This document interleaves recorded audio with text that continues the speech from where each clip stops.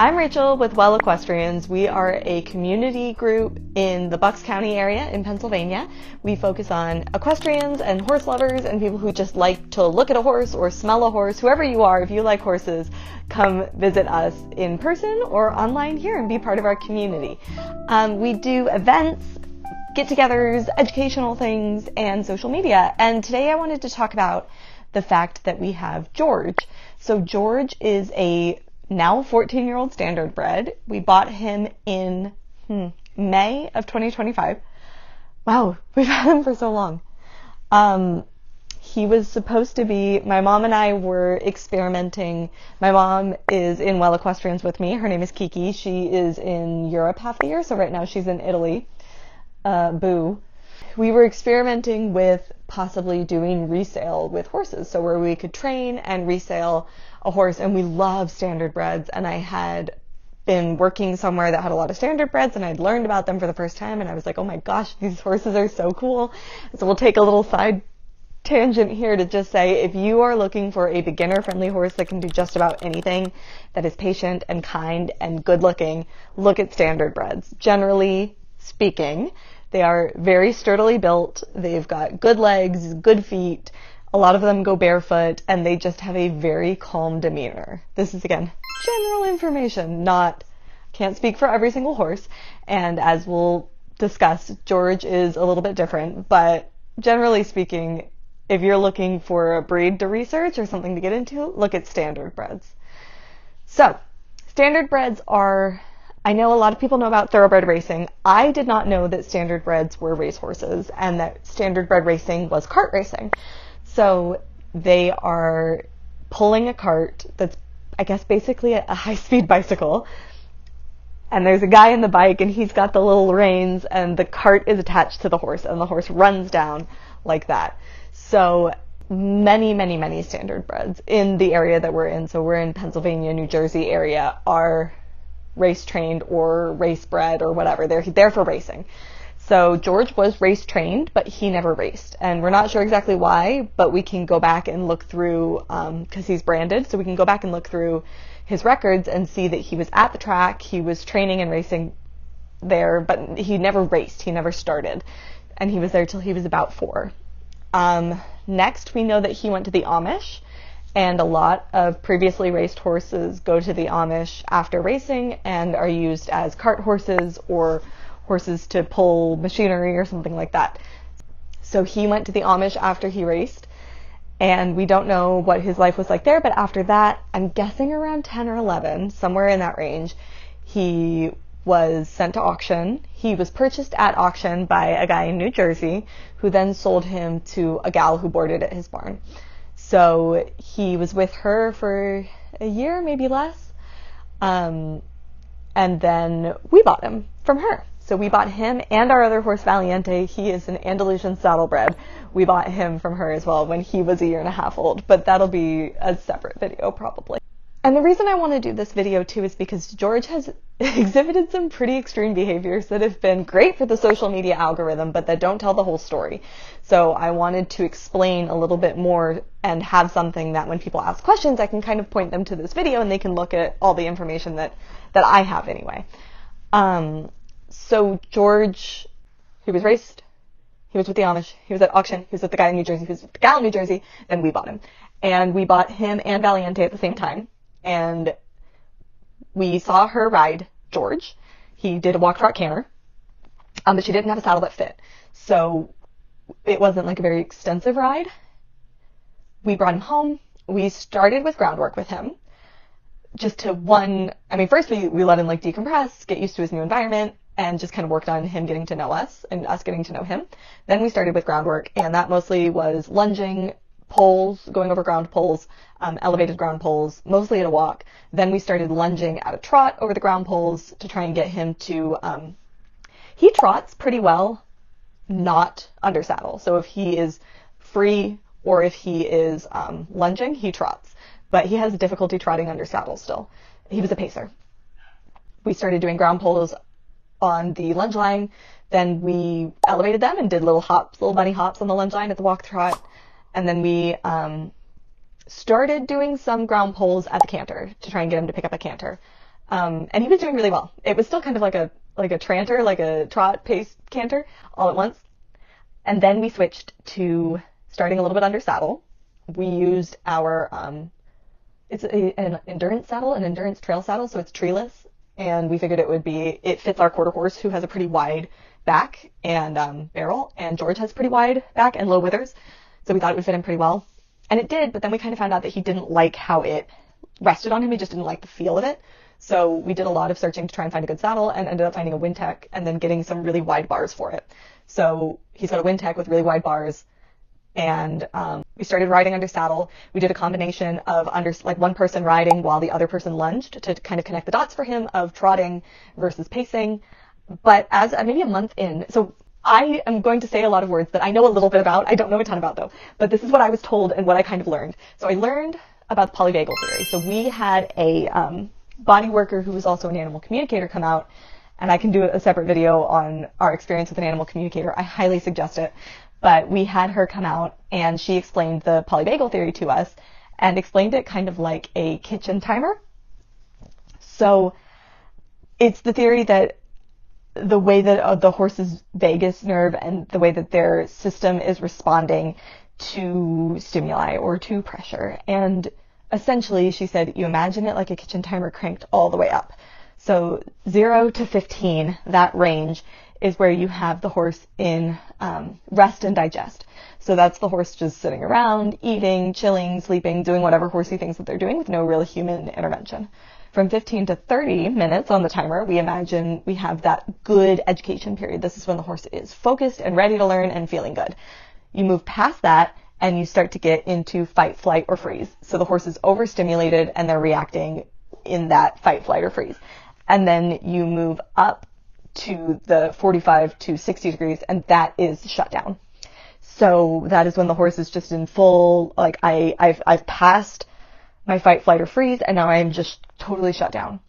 So she explained that the reason it's a kitchen timer and not a clock is because a horse that's all the way shut down has to cycle back through all of those sections to get back to that good spot of being ready to learn. So George, we realized very quickly, was cranked all the way to shut down. He was very disengaged. He would disassociate in the middle of working. If something was too much pressure or if it triggered him, he would just shut down like a robot. You could watch it happen. His eyes go flat. His body would stop moving. He would just stand there. So what she said is you have to let them cycle back through all of that. And it was going to get worse before it got better.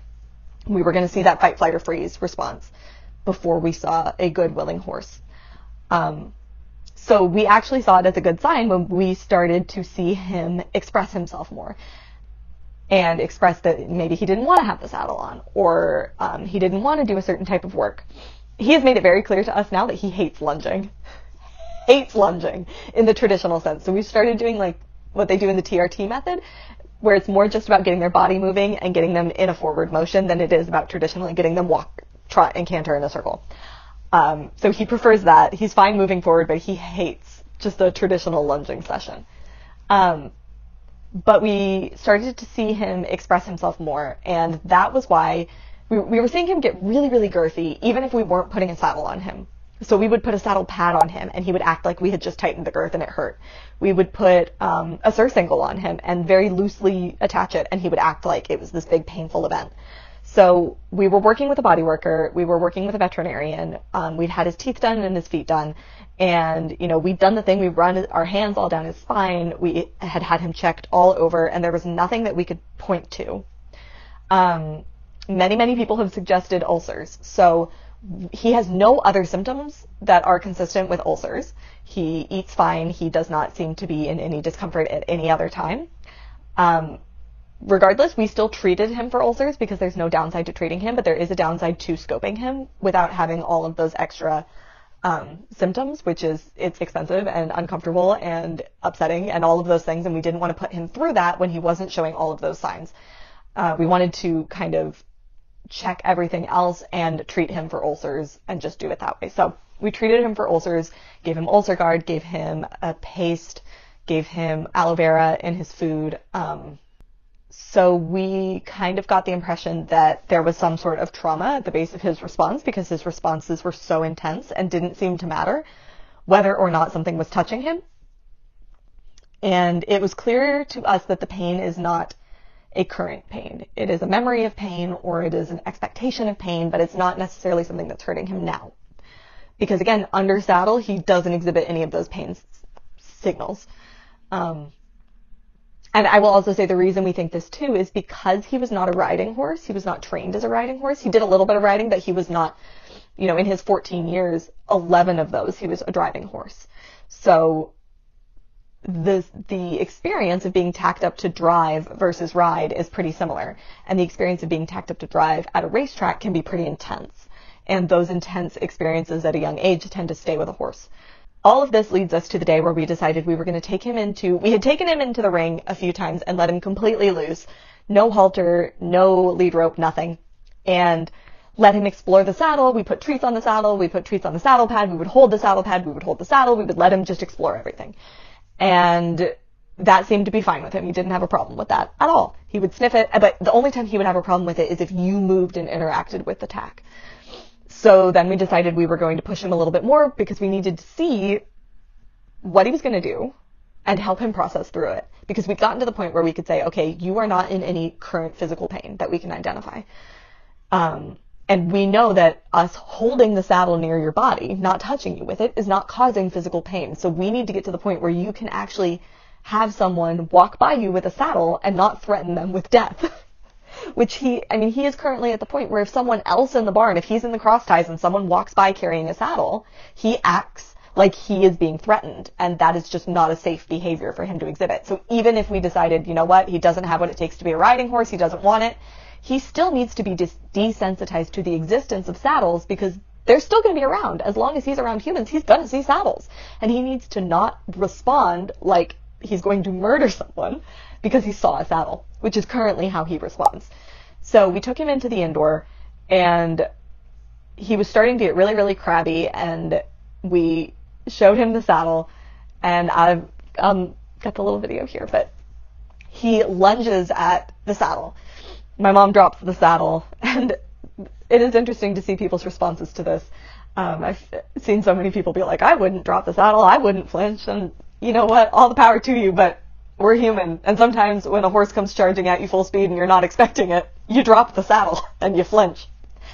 There's, nobody's perfect, and we do what we can. So that happened, and we were like, whoa. It was such an unexpected and intense escalation compared to what he had been doing up until this point. Because up until this point, he'd just been showing a little bit of girthiness, basically. Any kind of girthy behavior. And we had a horse that we took, this is a horse we've had for 12, 14 years. And he had been living with someone else for 2 years while my parents were out of the country. And we got him back, and the saddle didn't fit quite right, the saddle that he'd had before. And he developed a very girthy behavior, even once we switched him into a saddle that did fit him and didn't hurt him. It just took him a while to realize that he was no longer in pain, he was no longer going to be in pain when he got tacked up, and that everything was okay. So we kind of assumed with George it would be the same thing. He was just getting used to the fact that he now had a saddle that fit, and the things that we were doing weren't going to hurt the way the things that had happened in the past had hurt. So it was very unexpected, and we were not anticipating for him to have such a strong reaction. So we decided what we were going to do was have kind of an intensive weekend where we went over the saddle with him, and we took it super slow. And we gave him the time and the space to process, because horses, like people, carry their trauma and their memories and their experience and their feelings in their body. And so we wanted him to have the space to experience it while at the same time being able to correct the behavior that made him a risk to others. So we wanted to say, you can be mad, you can be unhappy, you can be scared, you can feel your feelings, but you can't bite me, you can't kick, and you can't threaten to do those things. Other than that, you can stick your face, like you can make a nasty face, you can put your ears back, you can look away, you can do whatever. We're not going to hurt you, and you're not going to hurt us. And that's the deal that we made. So we spent 2 days, and it was maybe 2 hours a day with breaks in between. We would let him go into a different ring and roll around and feel himself in his body, go have some snacks. We'd put him back in his field, take him out later, because we wanted to break it up and not make it too intense. And a lot of that was us just standing there. Just standing there. Him standing and us standing holding a single saddle pad for 20 minutes until his body started to relax a little bit and he saw that he was not at risk of being hurt. And I am also not saying that this is the right or only way to do it. But based on our experience and our instinct and what we were sensing from him, this is what felt like the way to handle it with him based on what we knew and know and who we are. So we spent a whole weekend with him like that, finally got it on him. And we have old videos where you can kind of watch. We tried to post as much of it as we could. So that was the process through all of that. And then we got the saddle on him and we kind of were like, okay, we've given you the space to process. We've given you the space to feel your feelings. Now we have to get to work because you want this. You do. And again, that's not me saying, like, you want this. But like between one, the animal communicator, and two, our experience with him, he will literally stand in his pasture and watch the horses who are riding. His pasture is right next to the ring and he will just watch them. With his ears up, curious, he wants to be part of what's happening. When he's riding in the ring with other horses, it's like he is just like, oh, I can do this. And he'll trot after other horses and he'll move and he likes the way it feels. And he wants to be that kind of horse. He just doesn't know how. So we said, okay, the only pain point we have is tacking up. That's it. Every other moment, he's great. So we just need to push through it. We just need to get him used to it. We just need him to experience over and over again that nothing bad happens. And we need to not indulge the behavior. Not saying like, just basically if he makes a nasty face or whatever, we just say, yeah, I hear you. And we put the saddle on. And to clarify, like, we're still working with a vet. We're still working with a body worker. We still see the barefoot trimmer. We're still working with our group of professionals who are giving us their input, who are looking at him, who are seeing him. I am never going to say that we have 100% the right answer or that we 100% did the right thing, but I can say that we are doing the best that we know how, and we are bringing in people who are also very knowledgeable in the hopes that we can give him the best quality of life and serve him in the best way that we can. So after this, we started working a little bit more, doing a little bit more under saddle. He always had an issue with tripping. Okay, so my mic actually died in the middle of me recording the last one, and I didn't realize it until I started editing. So I was saying that he was tripping a lot. So he tripped on the trail once with my mom riding. He tripped one time when we had a pro trainer out to ride him. And then he would trip and stumble a lot over the poles when we would do groundwork. So we started working on thinking it was his proprioception and that he just needed to practice and get used to his legs and get used to carrying a rider and that he just wasn't used to those kinds of things. It can be kind of a common thing in standard breds. So we weren't initially worried about it. Like I said, I had a pro trainer come out and ride him just to give me an overall what she thought about everything, because I was so close to him at that point and we had been working together for a while and I didn't want to push him beyond what he was ready for. So I wanted someone else to come in and say, no, he can handle this, let's try. So she had him walk and trot under saddle, and when she tried to get him to canter, he tripped. He didn't fall, she didn't fall, but it was a pretty big stumble. And other than that, though, he looked great. And so I sent a video of him trotting to my friend who is a vet and my other friend who is a body worker. And I said, hey, look, he looks so good. He's under saddle. He's with a trainer. And they said, oh no, we need to do a neuro exam. He doesn't look quite right. And we think maybe it's EPM. So they came out, we did a neuro exam and a blood work. And he was negative for Lyme's, but he was positive for EPM. So we started treating him for EPM. We treated him with medicine for that for 2 months. I can't remember which one we used, but it was a powder. And we did 2 months of that, as well as a full month of nothing, no work at all. Said in the beginning of the video that we bought George intending to resell him, and the math that we had done to make it make sense was a 3-month period of training and selling him after that. So he was diagnosed with EPM around the 2-month mark. And so we knew he needed at least 2 more months on break before he would be able to ride again, and that we weren't going to be able to turn a profit. And once we realized that, we said, well, then we're just not going to push him. We're not going to push ourselves. We're going to let him recover. And then whenever he's ready to start riding again, we'll pick it up again, and we're going to continue his training and continue that work, but no longer with the thought process that we're going to make money from it. We know that we're not going to make any money from him, and that's totally fine. This was our first attempt, and a really phenomenal learning experience for us to get to see a completely different type of horse and different reactions to deal with problems that we hadn't dealt with before, and to build this community around us who helped us diagnose and treat and care for him. So now he's been on break for a while. Well, he was on break for a while, then he was riding again in about October, November. We were riding pretty consistently. And then December it started getting cold, and then it's been January, February, it's been snowing and icing, and neither of us want to do a bunch of work. So he's had the winter off. We're heading into spring and we're about to get started again, and our priority is going to be helping him learn that trot under saddle. He trots consistently, not on the saddle, so we know he knows how to trot. It's just about getting him to pick that up and to understand that that's what we're asking for when we ask him to move out. I just realized I never turned this mic on, so this audio is probably going to sound totally different than the other audio. Anyway, that's our update on George. We'll have more updates as it comes, and we're going to do a whole podcast episode coming up soon on EPM. So if you want to learn more about what EPM is, and we will get more into specifics about how we diagnosed and treated George for EPM, that is going to be the video that you want to check out. So thank you so much, and if you have any additional questions, leave them in the comments, and I'll be back to talk about something else soon.